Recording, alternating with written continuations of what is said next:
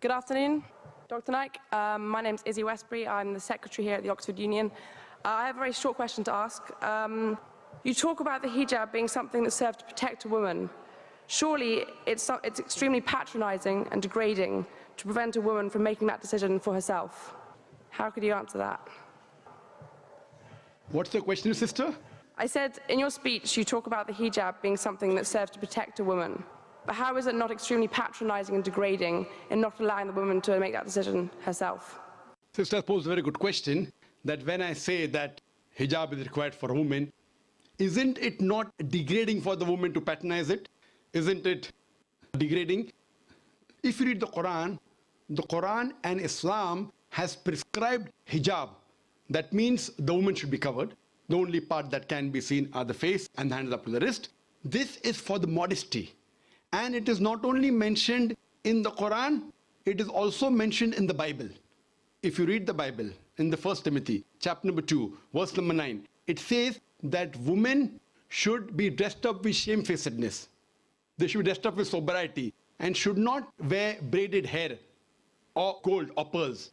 It's further mentioned in the 1 Corinthians, chapter number 11, verse number 5, 6. The woman that does not cover her head, then she dishonors her head. Her head should be shaved off. Anyway, I don't agree with this. I'm just quoting you from the Bible. Same way, if you go to the Vedas, it says that the woman should cover the head. So all the religious scriptures, they talk about the woman covering their head. It is for modesty. It is not to degrade the woman. And if you analyze, there was allegation made against me saying that Dr. Zakir Naik says that if they don't wear hijab, you know, that if you wear Western clothes, there are chances the woman will be raped. It is a misquotation again. What I said, that if women wear revealing clothes, they have more chances of being raped. What I was doing, the same newspaper, Sunday Times, which spoke against me 1 year before, on the March of 9th, 2009, Sunday Times carried an article.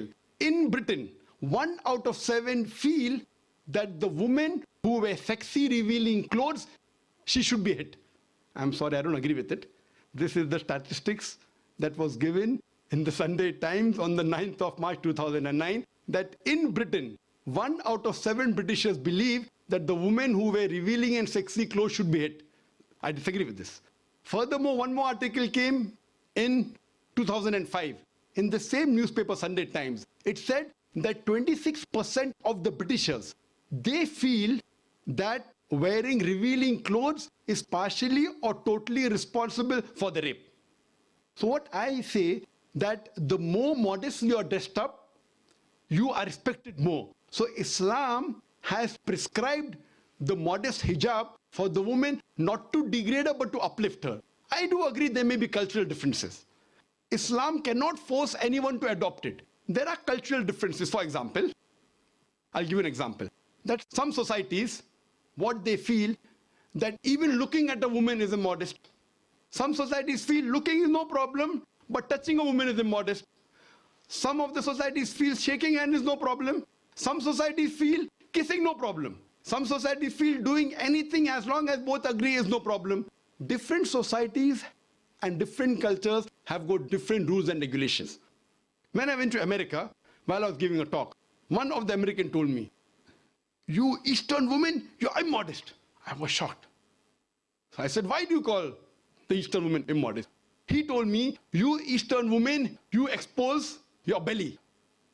So in America and Western country, exposing belly is immodesty. In India, exposing belly is not immodesty, wearing shorts is immodesty. So what I've realized, sister, there's different culture, there's different system.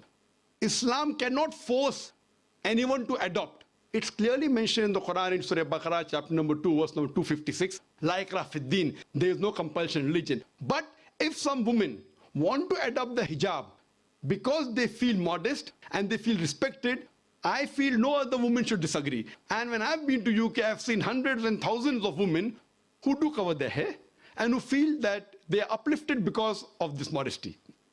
Hope that answers the question.